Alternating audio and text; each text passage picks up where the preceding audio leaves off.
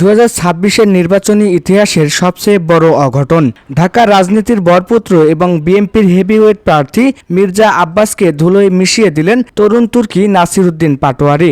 ঢাকা ৮ আসনের চূড়ান্ত ফলাফলে এ এক অভাবনীয় বিজয়। দর্শক, 2026-এর নির্বাচনে যে কয়েকটি আসন নিয়ে দেশ জুড়ে উত্তেজনা ছিল, তার শীর্ষে ছিল ঢাকা ৮ আসন। একদিকে অভিজ্ঞ রাজনীতিবিদ মির্জা আব্বাস, অন্যদিকে জুলাই বিপ্লবের অন্যতম সারথি এবং জাতীয় নাগরিক কমিটির মুখ্য সমন্বয়ক নাসির উদ্দিন পাটোয়ারি। সকাল থেকেই মতিঝিল, শাহজাহানপুর এবং পল্টনের ভোট কেন্দ্রগুলোতে ছিল উৎসবমুখর পরিবেশ। ভোটারদের দীর্ঘ লাইনে এবার বড় প্রভাব ফেলেছে তরুণ এবং নতুন ভোটাররা। বিশ্লেষকরা ধারণা করেছিলেন অভিজ্ঞতার জোরে মির্জা আব্বাস বৈতরণী পার হবেন, কিন্তু যত সময় গড়িয়েছে ততই পরিষ্কার হয়েছে যে তরুণ প্রজন্মের কাছে নাসির উদ্দিন পাটোয়ারি সংস্কার ও নতুন বাংলাদেশ স্লোগানটি অনেক বেশি গ্রহণযোগ্য হয়েছে। রাত বাড়ার সাথে সাথে নির্বাচন অফিস থেকে আসতে শুরু করে একের পর এক কেন্দ্র ভিত্তিক ফলাফল। সবশেষে যখন ঘোষণা আসে নাসির উদ্দিন পাটোয়ারি বিপুল ব্যবধানে জয়ী হয়েছেন, তখন পুরো এলাকায় শুরু হয় স্লোগান আর উল্লাস।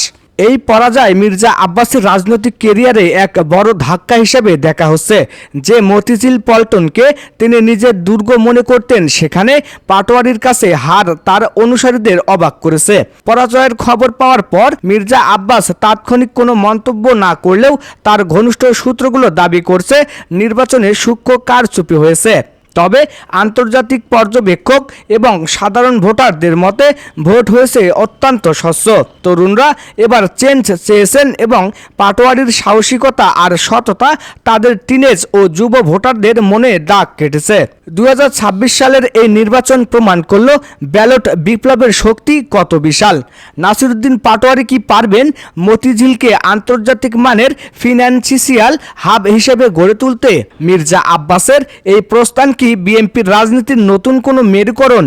তো দর্শক, ঢাকা ৮ আসনের এই মহাকাব্যিক লড়াইয়ে প্রতিটি আপডেট পেতে আমাদের চ্যানেলটি সাবস্ক্রাইব করে সাথে থাকুন।